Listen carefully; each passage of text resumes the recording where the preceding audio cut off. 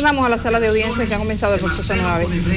En el acuerdo que hizo en Brasil, mismo que comportara el pago de 3.800 millones de reales brasileños y 19 años de cárcel para él. Sin embargo, dentro de ese acuerdo, que es importante esta base para desarrollar el diputado, Marcelo Odebrecht dijo lo siguiente: estableció, honorable magistrado, lo siguiente, dijo: realizaron pagos indebidos en el exterior, incluyendo por medio de la caja 2 por nuestros ejecutivos que estaban allá, sea bajo el pretexto de contribuciones electorales o no. Ese punto queremos enfatizar para desarrollar al diputado Tommy Galán, que es Marcelo Odebrecht, que dice que no es una excusa decir, no, yo recibí solo aporte para campaña. Y ahora vamos a decirle por qué ahí está la actividad delictiva. Muchos se preguntan, como lo ha hecho él en la prensa y en los medios, ¿por qué mi nombre está ahí? Pues aquí va la respuesta. Magistrado Tommy Galán, que fue diputado del 2002 al 2006 y que luego fue senador de la República del 16 de agosto del 2006 hasta la fecha. En aquella función importantísima ya de senador, ejerció otra que le agregó más importancia aún. Era el presidente desde el año 2006 hasta el 2014 de la Comisión de Hacienda, hoy de Hacienda, antes Comisión de Finanzas y Contratos. Oiga bien, Comisión de Finanzas y Contratos. Este diputado, y podemos decirlo porque debidamente asistido, él lo admitió, fue el encargado de aprobar 11 de las 17 obras que Odebrecht se le adjudicó de manera indebida en la República Dominicana, a través de la labor corrupta y el pago de soborno de Ángel Rondón a los funcionarios que tenían a su cargo la responsabilidad de representar los intereses de sus comunidades y de la nación, entre ellos Tommy Galán. En contraposición, honorable magistrado, si se observa los años en los que esas 11 obras fueron ejecutadas, también se observará que era Tommy Galán el que estaba en la Comisión de Finanzas que aprobaba los contratos, pero al mismo tiempo, en la delación premiada de el testigo Marco Antonio Vasconcelos Cruz, este admite haber aportado a la campaña de Tommy Galán en los años 2008, en los años 2012 y en el año 2016. Fijaos bien, señoría, que estamos aclarando por qué su nombre está aquí. Porque no es una excusa admitir ni decir yo solo recibía dinero para campaña, sino que hay que partir del hecho de que la misma empresa corruptora dice que ese era un método de soborno. Ese era un método de soborno.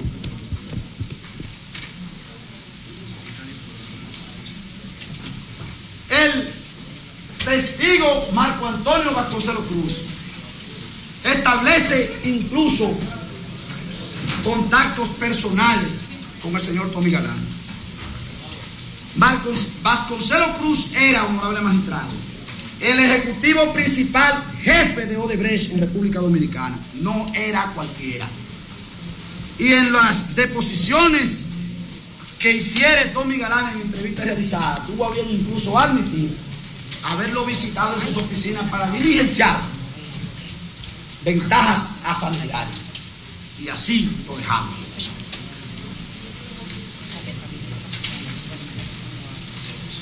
Pero ¿de qué obras estamos hablando? Estamos hablando de que Vasconcelos Cruz lo involucra directamente con la aprobación del contrato relativo al acueducto Hermanas Mirabal. Lo vincula con Ángel Rondón. Dice que actuó a través de Tommy Galán, de quien era allegado por ser el presidente de la Comisión de Finanzas. No era cualquier cosa. Y dice también que desde esta función podía influir en los demás. Por eso es que su nombre está aquí. No porque a la ligera a nadie se le haya ocurrido. Vasconcelos Cruz relata que Galán recibió donaciones. Ya lo establecimos, por lo que vamos a continuar.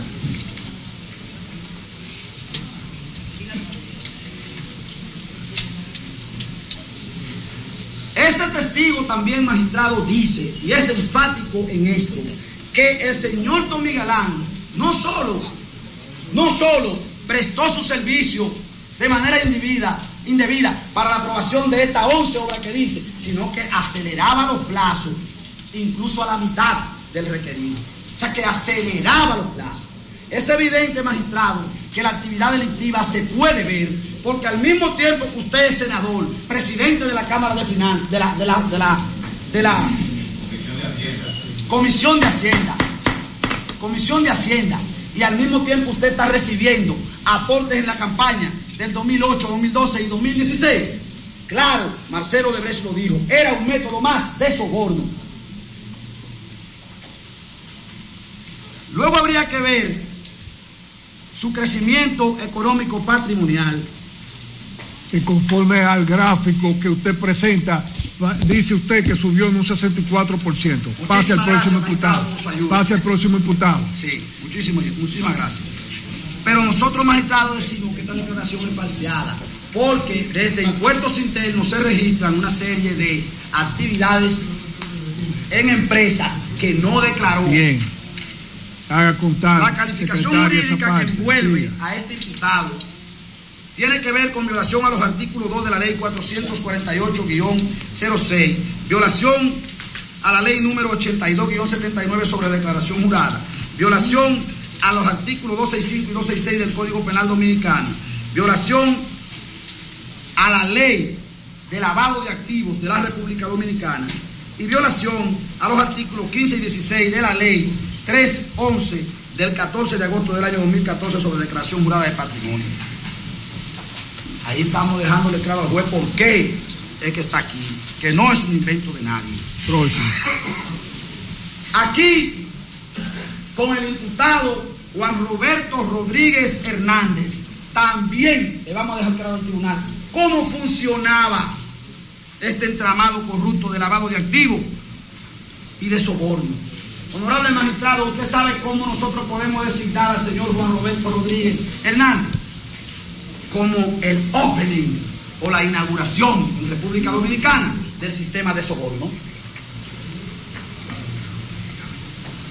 Porque este imputado, que fuera director del Instituto Nacional de Aguas Potables y Alcantarillado del 2000 al 2004, magistrado, es la persona que provoca y que coadyuva la firma del contrato a través de una adenda y de una rúbrica sobre un contrato del cual él no participó.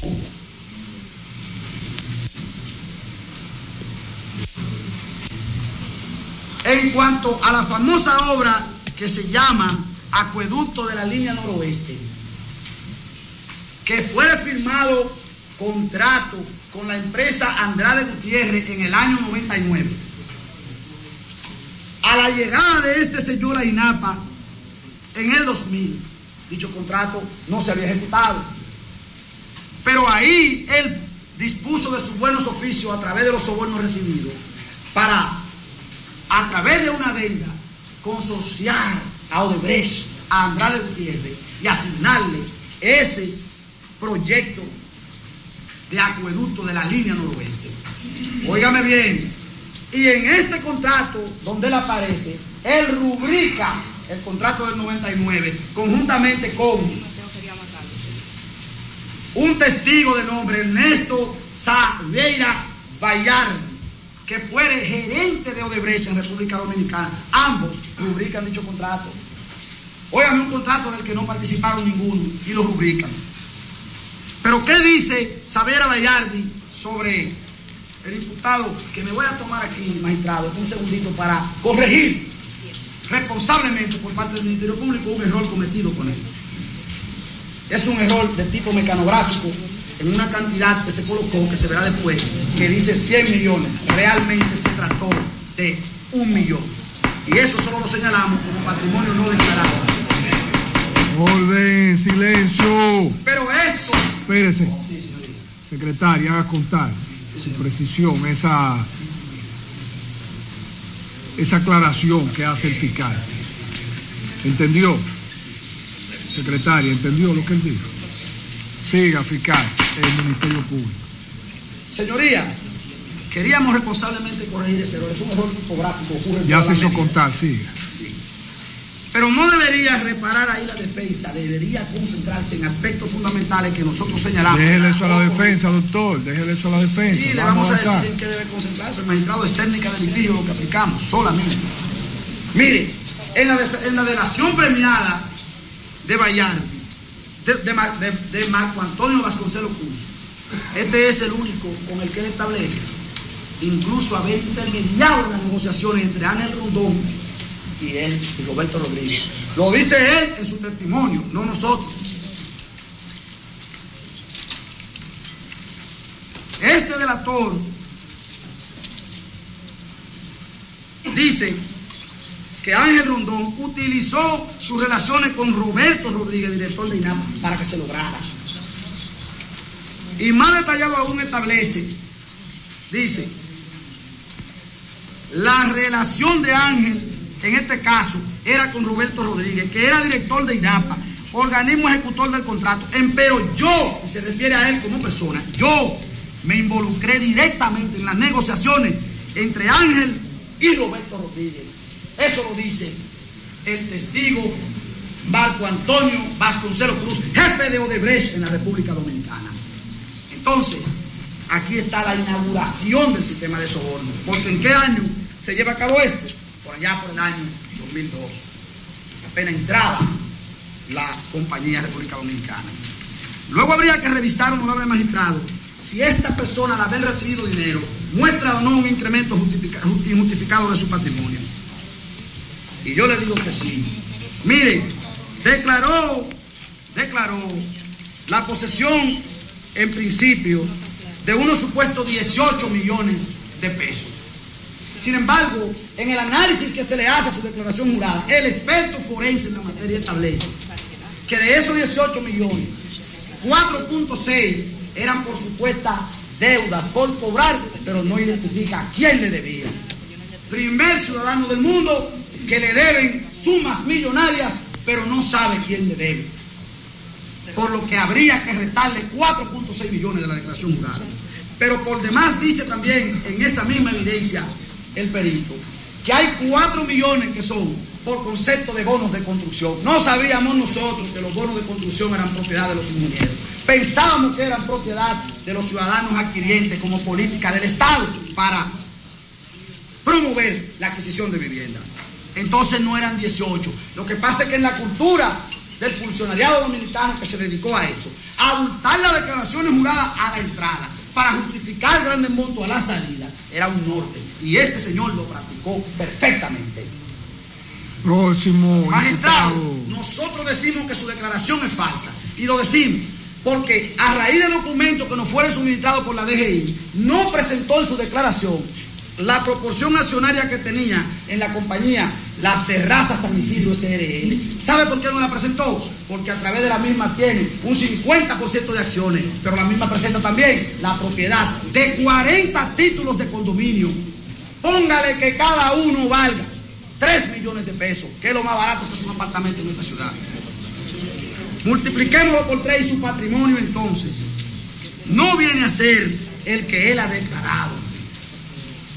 Viene a ser un patrimonio absolutamente abultado por más de 100 y pico de millones de pesos. Ya usted ha dicho eso, vamos, pase al próximo de los imputados. Por eso, honorable magistrado, la calificación jurídica, si vos quiere que la volvemos, podemos. Está enunciada ahí, eso se comprobará, vamos a lo puntual. Busque el otro imputado y plantee de su presupuesto. Solamente le pedimos al tribunal, por una cuestión, no nos hemos pasado del tiempo, lo llevamos bien en la mente, que nos permita ver esa gráfica en privado. Solo para ilustración. Solo para ilustración del tribunal, este hombre, del año 2000 al 2016, presentó un 282% de incremento patrimonial declarado. El no declarado tiene que ver con lo que nosotros acabamos de decirle al tribunal: posesión de cuantiosas proporciones accionarias en compañía no declarada.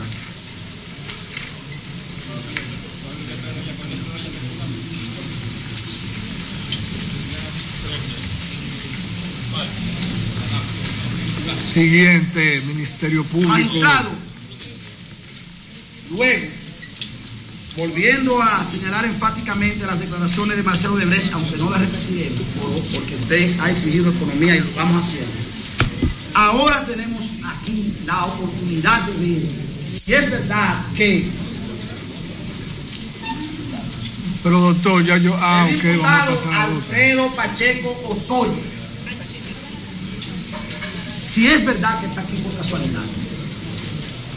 Él mismo fue diputado silencio al en la Congreso sala desde el año 94 hasta el año 2006 y luego presidente de la Cámara de Diputados durante los periodos 2003-2006 y actualmente diputado electo para el periodo 2016-2020. ¿Qué tiene de importante la situación del legislador del señor Pacheco? Bueno, que los testigos premiados, las delaciones premiadas, tanto de Ernesto Xavier Bayardi como de Marco Antonio Vasconcelos Cruz, establecen que tenían contacto directo con él, así como con Andrés Bautista, para fines de diligenciar el éxito de sus obras o de la asignación de los contratos en la República Dominicana.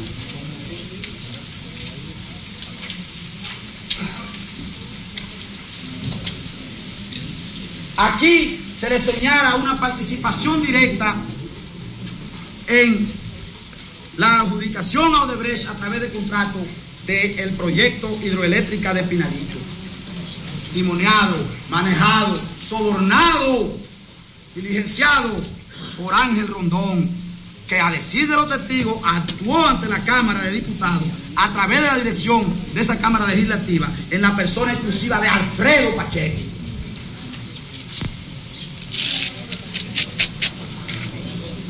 Magistrado, de manera concisa, para que todo el mundo entienda que no se nos ocurre a nosotros, que no es un invento ligero de nadie. Mire lo que establece el testigo Ernesto Xavier Bayardi. Importantísimo que nosotros podamos ver esto. Conocía a Andrés Bautista y Alfredo Pacheco institucionalmente en eventos públicos que ellos participaban. Qué bonito, hasta ahí vamos bien. En esas oportunidades conversábamos sobre diferentes asuntos, incluyendo el progreso de los proyectos del acueducto de Samaná y la hidroeléctrica de Palomino. Oiga cómo dice. Y noté que la participación de Ángel Rondón Rijo era efectiva, puesto que ambos me dijeron estar comprometidos al éxito de los proyectos. Durante mis reuniones con Ángel Rondón Rijo sobre él me mantenía actualizado sobre las conversaciones que llevaba con los legisladores. Estamos diciéndole a vos que estos legisladores elegidos por el pueblo para defender sus intereses, lo hicieron, defendieron los intereses, pero los propios, los de ellos, no los del pueblo ni las comunidades que lo eligieron. Porque es este mismo testigo que lo dice, que sin la labor, vea bien señoría, una intervención más de esta prueba magnánima que presenta el Ministerio Público, que incólume en este proceso, lo llevará hasta el final, y que lo sepan. Para la aprobación de los financiamientos hubo un fuerte apoyo de los políticos, del presidente del Senado Andrés Bautista y del presidente de la Cámara Alfredo Pacheco.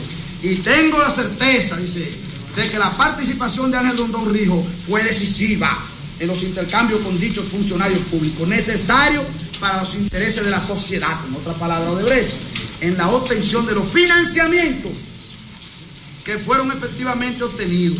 Creo que si no fueran realizados los pagos a Ángel Rondón Rijo para que él influyera sobre los presidentes de la Cámara del Senado, los financiamientos no serían aprobados por el Congreso. Óigame bien, ¿qué tipo de declaración? Y ellos piensan o quieren pensar y hacer pensar que están aquí por casualidad. Así no es. Entonces, honorable magistrado, recordemos que la forma de pagarme le ayudo para la campaña. De este mismo modo, establece también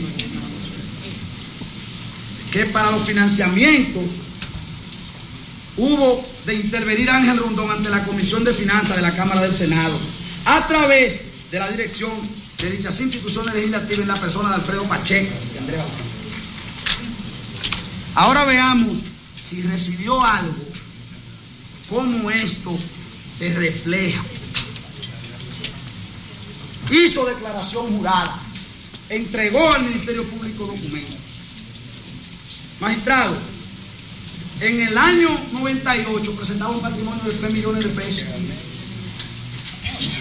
Pero para el año 2016, exclusivamente a ese queremos ir, él mismo poseía, según los documentos que él entregó, pues queremos explicar esa gráfica con cuidado, 30 millones de pesos, incremento patrimonial. Pero ocurre que no le reportó a las autoridades la existencia de un bien que por sí solo costaba 26 millones de pesos, por lo que él ha falseado su declaración y es una violación absoluta a los diferentes artículos de la ley que nosotros hemos señalado aquí. Esto significó un incremento patrimonial de un 989%, como diría un compañero mío, magos de la economía. Ningún ciudadano de a pie lo logra. Próximo imputado. La calificación jurídica es, la vamos a obviar. Y nos quedamos con Porfirio Andrés Bautista García. Importantísimo este imputado ante las aseveraciones de los delatores Ernesto Xavier Bayardi y Marco Antonio Vasconcelos Cruz, porque independientemente de que ya lo planteamos, porque estos testigos lo coligaron con el señor Alfredo Pacheco Soria, tenemos que señalarlo de manera individual. Era senador de la República desde el 94 hasta el 2010, presidente del Senado desde agosto 2001 hasta el 16 de agosto del 2006. Nosotros quisiéramos señalar en cuanto a este imputado, y sabemos que ese es el producto de la seducción mágica que tienen las cámaras de televisión, que ya se había adelantado defensa en los medios diciendo, me atribuyen cosas que no son. El proyecto Pinalito, esa es defensa, la estoy adelantando, esa es técnica de litigio, magistrado. Váyalo de usted, doctor, sí. Es que no se le puede pautar la defensa cómo se defiende. Pero eso es que yo estoy diciendo como técnica de litigio lo que le voy a contradecir. Váyame a esto, después habrá tiempo de eso, doctor. Establece que no era presidente de la Cámara del Senado cuando se aprueba el contrato del proyecto Pinalito. En ningún momento de esa medida se ha dicho que el proyecto Pinalito se aprobó como contrato justo cuando él fue el presidente de la Cámara, por lo que queda claro que no hay ningún tipo de acto de mala fe en las aseveraciones del Ministerio Público. Ahora, lo que tiene que hacer su defensa es concentrarse en rebatir que nosotros establecemos por vía de los testigos que para el financiamiento de dicho proyecto, de la hidroeléctrica Pinalito, de la hidroeléctrica de Palomino y del acueducto de la línea noroeste, él tenía que incidir directamente. Y ya hemos señalado al tribunal, y ahí lo tenemos en la gráfica, cómo ambos testigos, en el caso del señor Xaviera, establece claramente la relación que tenía que tener con el imputado Andrés Bautista García para poder aprobar el contrato relativo a las hidroeléctricas señaladas.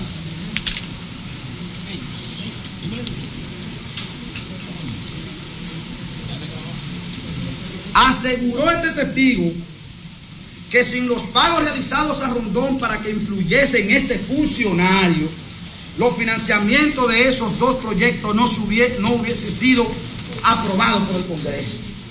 ¿Nos los inventamos o lo dijeron los corruptores?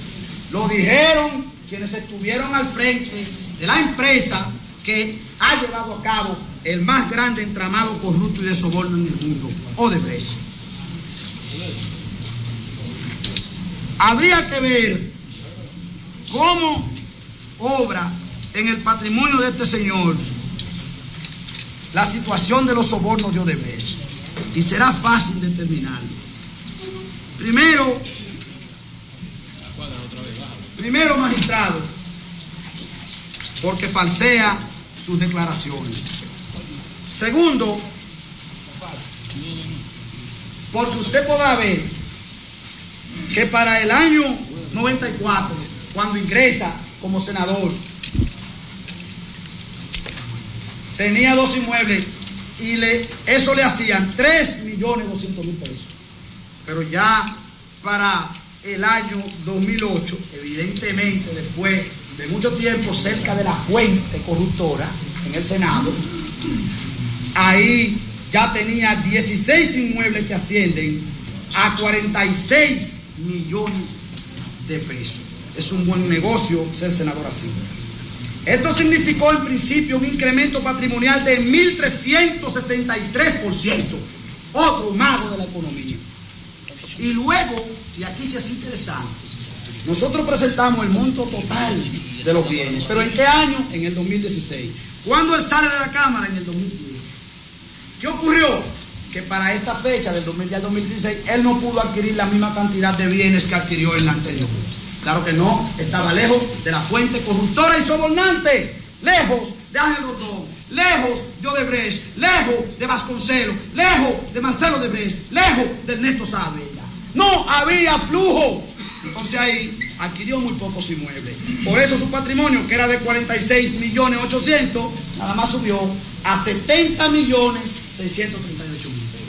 Otro mago de la economía. Terminaron. Luego, magistrado, decirle la calificación jurídica de este imputado, que la podemos obviar ellos, a menos que no la exijan. Ya, si la pide.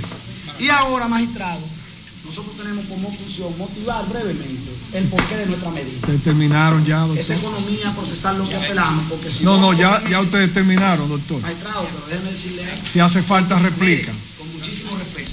Sí. Si vos nos asegura a nosotros que tendremos la réplica necesaria para rebatir lo que digan. Si es necesario, doctor, pero ya para los fines de esta medida. También tenemos la responsabilidad de motivar las razones por las que nosotros exigimos la complejidad de este proceso. Bueno, sobre la complejidad sí pueden, pero eso hagan esa parte breve, la complejidad. En cuanto a lo demás terminaron. Vamos. Nosotros, magistrado, nosotros vamos a motivar dentro de la complejidad para hacerlo económico, como usted lo ha exigido. Queremos adaptarlo. Fíjese que no violamos el tiempo que usted nos puso. Vamos a hacerlo. La complejidad conjuntamente con el peligro de fuga. Sí. Enumere las razones por las que usted cree que eso debe ser complejo y que hay peligro de fuga. Señoría, para la sociedad, y no hay forma de obviarlo porque ningún tribunal del mundo escapa de la idiosincrasia de su pueblo. En este proceso, en principio, hasta raro. ¿Qué pasa? ¿Y por qué tantos días? ¿Y por qué se suspendió? Razones. Este proceso es complejo. Pero nosotros lo decimos. ¿Y qué queremos decir? Queremos decir que este proceso no se puede llevar de acuerdo a los planteamientos ordinarios de la norma, sino que tiene que enmarcarse en el mandato del artículo 369 y siguiente del Código Procesal Penal. Porque no hay que ir muy lejos.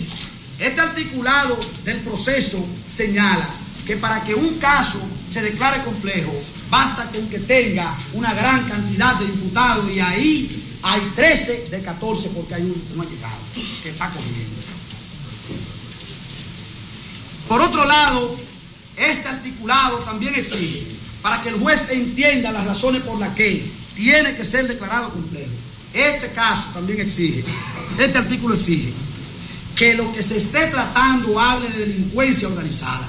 Ahí nos lleva a la memoria los señalamientos de Kofi Annan en el año 2000, cuando se firmó en Palermo la Convención Internacional contra la Delincuencia Organizada, donde señalaba que si la delincuencia transgrede las fronteras, lo mismo habrá de hacer la autoridad de cada país para lograr que los delincuentes paguen por sus hechos.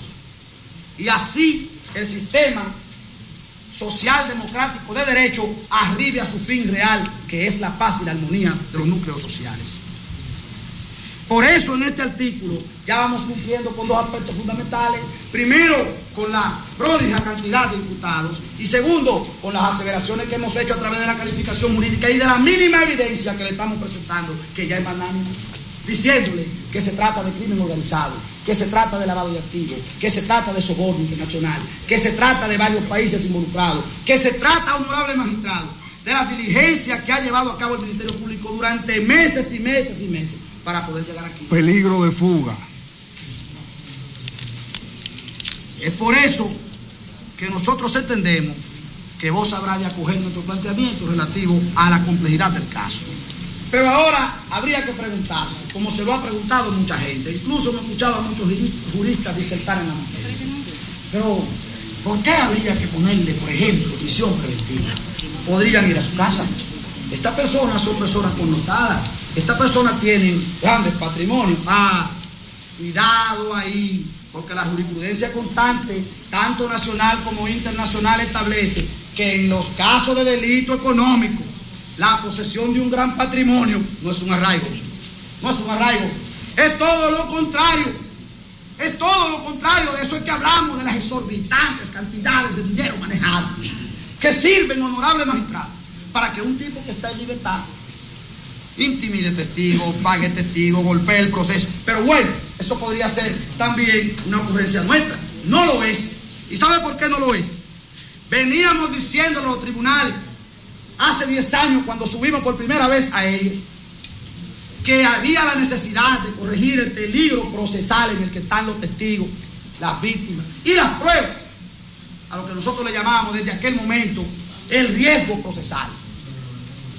Y nos escuchó la Suprema Corte de Justicia en el año 2010, emitió la resolución 58-2010 para decirle a los jueces, al momento de valorar la posibilidad de imponer la medida, tomen en cuenta el riesgo procesal, lo que podría pasar con la distracción de la prueba en un proceso que apenas inicia y de pruebas masivas. Y máxime cuando usted tiene todo el poder del mundo a su disposición para distraerla, para trastocarla, para hacer lo que le parezca, para obstruir el sistema de justicia. Tienen poder. Entonces, estas razones lo llevan a vos a entender que el peligro de fuga no se va a deducir únicamente de que el tipo vendía 3 gramos de cocaína en la esquina, porque ese podría ser hasta una víctima social. Sin embargo, a los jueces le da por dar con el mallete 3 meses de prisión preventiva a todo aquel que viola la ley de droga con 3 gramos, 5 gramos, 10 gramos. Pero aquí nosotros no hablamos de un caso tan simple como ese y sin embargo a eso le dan prisión preventiva. Aquí decimos que hay una defraudación, que hay una colusión de funcionarios, decimos que hay una asociación de malhechores, decimos que hay crimen organizado, decimos que hay corrupción administrativa, decimos que hay laceración absoluta de los intereses del Estado. Está bien, pónganse de pie los 3 ministerios públicos postulantes, de manera oral, para cumplir con el mandato de la ley. Puntualicen las peticiones que usted le hacen a este tribunal. Tome carta, sin motivación, solo lo que pide, a modo de conclusión. Secretaria, no. Buenas tardes. Primero, en cuanto a la forma, coger como bueno y válido la presente solicitud de medida de coerción. Segundo, en cuanto al fondo, autorizar la aplicación de las normas especiales previstas en el título 4, artículo 369 y siguientes del Código Procesal Penal relativo al procedimiento para asuntos completos.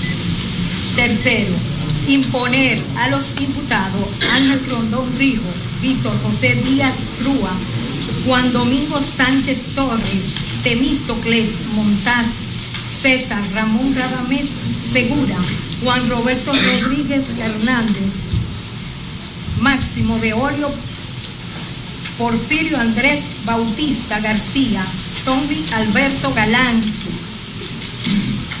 Grullón, Julio César Valentín Jiminián, Alfredo Pacheco Osoria, Rudy González y Conrado Enrique Pitaluga Arseno. La medida de coerción consistente en prisión preventiva por 18 meses, contenida en el artículo 226, numeral 7 del Código Procesal Penal Dominicano, toda vez que el Ministerio Público ha evaluado que es la medida de coerción más idónea para garantizar la presencia de los mismos al proceso, ya que existe peligro de fuga basado en la gravedad de los hechos, por la pena imponible, el daño ocasionado a la sociedad, la protección de los testigos y evitar la destrucción de pruebas en el proceso, en virtud también de la resolución 58/2010 sobre criterio de imposición o variación de medida de coerción.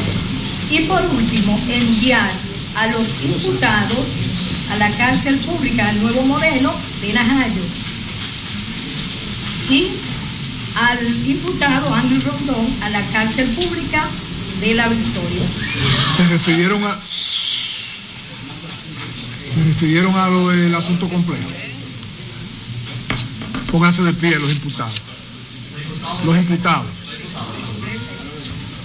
Por razones atendibles, el tribunal va a acordar un receso para que puedan alimentarse y puedan distenderse. Diga, doctora. Para agilizar la presentación de la prueba de las partes de la defensa, queremos preguntar al tribunal el orden que estaremos presentando y la posibilidad de utilizar las herramientas que tiene el Ministerio Público para hacer nuestra presentación. Un momento. Diga, doctor. Eso mismo que dice la colega, nosotros somos la defensa técnica de Ángel Rondón. El Ministerio Público dice que el eje transversal. Pero eso es defensa. Lo que quisiera es poner primero. Bueno, no. Ahora lo vemos. Primero se acuerda el receso para que puedan alimentarse. Vamos a hacerlo hasta las 2 de la tarde. Segundo, la parte técnica, el ingeniero de la Suprema va a coordinar dentro de las posibilidades el uso igualitario de estos aparatos. El tiempo, 2 horas y media duró el Ministerio Público para abarcar a todos los imputados. Como los defensores se van a referir a uno solo, no necesariamente va a ocupar ese tiempo, sino un tiempo igualitario. Entonces, se van organizando los defensores para que vayan haciendo sus defensas puntuales, en tanto solo tienen que defender a una gente, el por qué no o por qué están de acuerdo o no con la petición que ellos han hecho.